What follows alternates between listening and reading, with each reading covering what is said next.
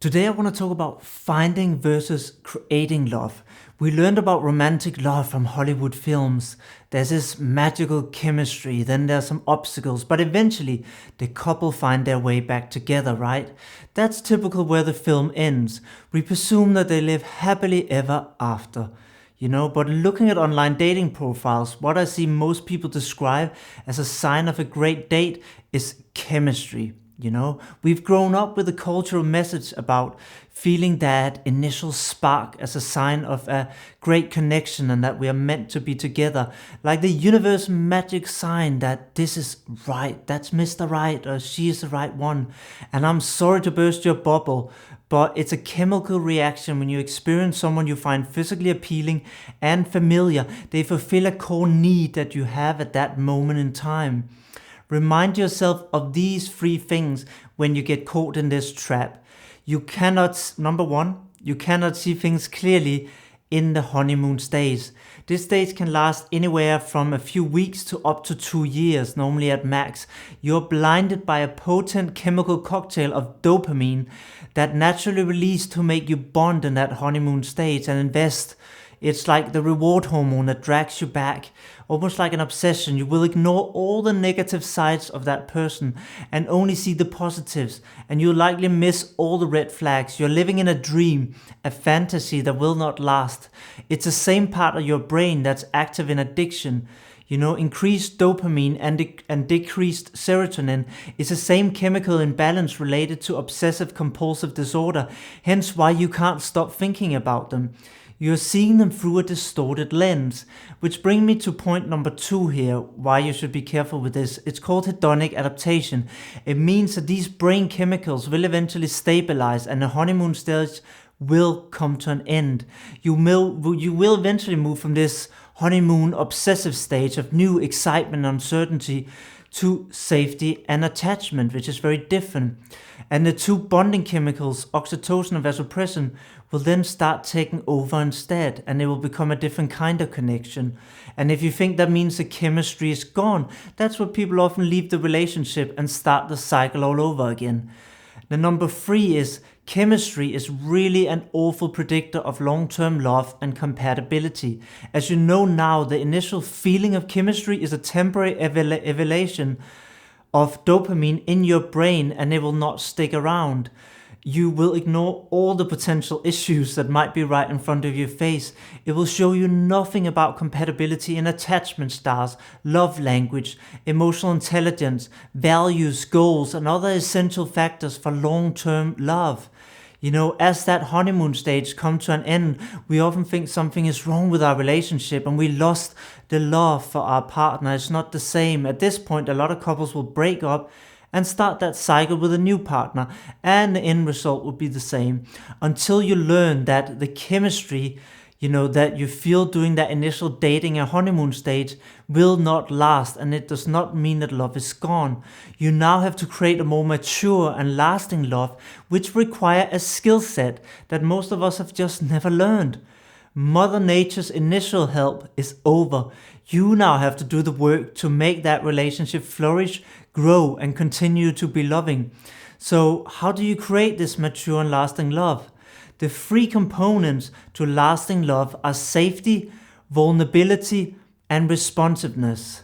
Let's dive into understanding them each a bit better so it makes more sense to you. You might have heard, something about different attachment styles somewhere. It's becoming more famous and known now.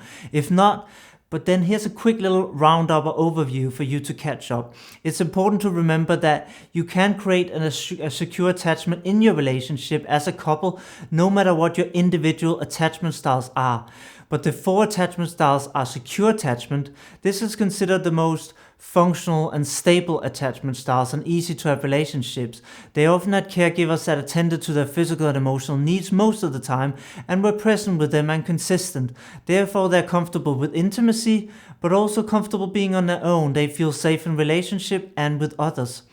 The next one is anxious attachment. They often had more inconsistent caregivers that would maybe sometimes fulfill their needs and other times neglect them. They learn to feel insecure that in those people closest to them. They often worry about being left and if their partner will actually be there for them when they need them. This can cause abandonment anxiety, and their partner often see them as clingy, needy, or even controlling. And all they really want is to feel safe and know that you'll respond to them and not leave them. They enjoy closeness, but can use blame, criticism, attack if they feel you're not responsive or might leave them. So understanding their underlying need is important rather than judge them as being needy or other categories we label people with. The next one is called avoidant attachment. They had caregivers who did not respond to their needs, or even, abused them and neglected them. They learned to take care of themselves. They learned they could only count on themselves. They don't really trust others and often stay clear of intimacy and getting too close to others. They value independence really, really highly. The avoidant and anxious often trigger each other unless they know each other's attachment style and can give each other the needs to feel safe. Because what will happen is the anxious will reach out to get that validation. The avoidant will feel controlled and not have their own space, so they will pull back more, which will trigger the anxious more, which will trigger the avoidant more, and the cycle goes until they can see, oh, this is your need. And by giving you this, we can break that cycle. By the anxious getting that validation, they become less controlling. Now the avoidant become more calm and find it easier to then engage in intimacy, right? This is where it's important. The last one is called ambivalent attachment style, and this can be caused by a trauma, and it's often a combination of anxious and avoidant attachment styles, and they can be really challenging to be in relationships with unless they are in therapy and getting some help, because often they will seek closeness, but when they get it, they will push you away. They want the intimacy, but then they get scared of it. And like I said, that can be very challenging for a partner. A couple is two nervous systems that interconnect and neurologically affect each other's nervous system far more than people outside that couple dynamic. So to create safety, you really have to regulate your own and your partner's nervous system, and that's why I said there's really 3 overviews, but there's 3 individual skill sets, you can say, to mature love. And, the 2 parts of safety are regulation and responsiveness. And intimacy really involves the 3 skills: self-regulation, vulnerability, and responsiveness. Let's look at the idea of regulation first. To be able to feel safe and create safety for our partner, we have to regulate our own and their nervous system first of all. When our partner or we potentially feel triggered, that activate that fight or flight or freeze response, and logic goes out the window, it's likely to result in conflict, tension, and distance. This is what happens. So before any meaningful connection can happen, you must both feel safe.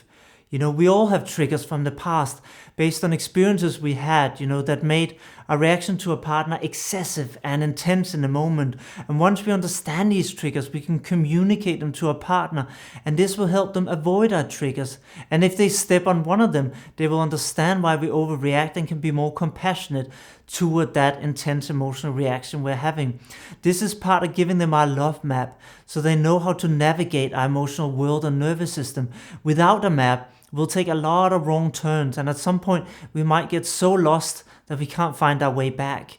And safety is the foundation of a relationship, just like Mother Earth is for the house that you're building. And if you build that house on a cliff that's known to have earthquakes or mudslides, eventually that house is going to come crumbling down. So how do you regulate your own and your partner's nervous system? It's a great question. I was just about to get to that. There are 2 main methods. One is referred to as self-regulation. How can we regulate ourselves? The first one is movement. We can do a lot to calm our nervous system when we're triggered. The adrenaline is pumping around our body. We've gone into fight or flight response or freeze. And this is what the adrenaline is meant to be used for. So to release it and to calm our mind down, we need to use it to fight or flight. This could be boxing a pillow, going for a run, dance around your living room, whatever gives you that movement. Anything that moves your body will calm you down. The next part is breathing. Our breathing is connected to our sympathetic nervous system, that's part of the stress response, and parasympathetic nervous system, that's part of the rest, calming nervous system response. And luckily we can control our breathing, so our movement, and when you focus on that deep, slow breathing and a count to 4, hold for 1 second at the top and then breathe out slowly again to the count of 4. Keep doing this and you will slowly calm down more too. Now let's look at the next part, which is co-regulation. How can you regulate each other's nervous system? The beauty of a relationship is that we can also help each other calm down and feel safe, right? This can be done in so many ways, and here are just a few ideas. Eye contact is one way that we connect, and it is excellent at creating that trust and intimacy, helping calming us down. Verbal reassurance is another tool to create safety and get your partner back to a calm place. This is even more effective if your partner is anxiously attached. Reassure them that you care about their needs, respect their boundaries, and want to be there for them. Touch is a great way to relax both their body and mind. They're interconnected after all. Co-regulation works best if it's an external trigger. If you're the trigger of your partner's anger, then wait until they have self-regulated first, okay? The next skill you must have to make all this work is self-reflection. None of these tools are going to work if you don't have self-reflection. To understand your triggers, how your past impact your current behavior, your stories, when you need to regulate and know you need all this, is required self-reflection. Start writing down what triggers you when you get upset or feel frustrated, and you'll start to see patterns. Then write down, what might happen in the past to make you feel so strongly about this. Do the same with your needs. Also write down the stories that you get when something happens. Remember, you interpreted everything just as that, a story. And the story is based on your past understanding and what you have experienced. So, our misunderstandings and our understanding in general is so often, not based on what our partner does, but our interpretation of that. Now, let's look at vulnerability. We all need to feel seen and accepted. It's a core human need from birth till our grave. If what we experience of love from our caregiver, when and if we're seen and accepted for who we really are. None of us had perfect childhoods, so most of us had parts that we learned were not really acceptable. It was shamed, so we had to hide them away, or we felt we did. And this could be sensitive emotions, needs, or desires of ours. So to really experience, that acceptance, we have to show up vulnerable and have them accepted by a partner. It's so healing and so intimate. And for that to happen when we share intimately, we need the next part, which is responsiveness.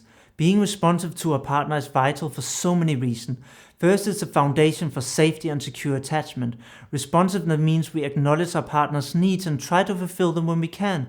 It means being there when they need us the most and attuned to them so we know when something is off. It means giving them reassurance and support when they don't feel safe. It's meeting vulnerability with our vulnerability and acceptance. Responsiveness is therefore essential to both safety and intimacy. The tools given here will really help you have a more stable and intimate relationship if you apply them with plenty of love with both your partner, if you're both willing to basically use them. But, you also need to redefine what love is. It's not this obsessive fluctuation that we experience at the beginning of a relationship. The gift of a relationship can be a trusting bond of support and care, an opportunity to grow in ways you simply can't alone. Only when we get close to someone and depend on them are our wounds triggered and can be healed, They become our reflection and help us learn about ourselves in a unique way. If you really enjoyed this video, then subscribe, like, comment, or share it with other people. And also go to Zen-Center.com, do the quiz on your love language, on your attachment language, and watch a free 1-hour webinar. It's full of good tips that will really help your relationship. And also, if you want to really dive in, there are some great programs that you can join and sign up for that will really help you learn the skills to navigate a safe, loving, and nurturing relationship. Take care, and I'll see you on the next video.